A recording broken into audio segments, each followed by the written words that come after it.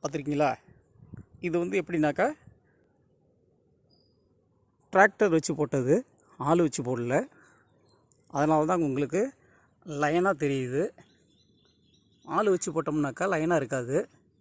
இது டிராக்டரில் போட்டது. இது 7வது நாள் முளைச்சி வந்துக்கிட்டு இருக்கு. இது பாருங்கள். இது எல்லாம் தண்ணி அதிகமாக விடக்கூடாது. லைட்டாக தண்ணி காமிச்சிக்கிட்டே இருக்கணும். மிதமான ஈரம் இருந்துக்கிட்டே இருக்கணும். ரொம்ப காஞ்சாலும் ஒன்றும் செடி அழகாக வராது, நல்லா வராது. மொத்தம் இதுக்கு 90 நாட்கள். இதில் இப்போ 8வது நாளாக நம்ம பார்த்துக்கிட்டு இருக்கோம்.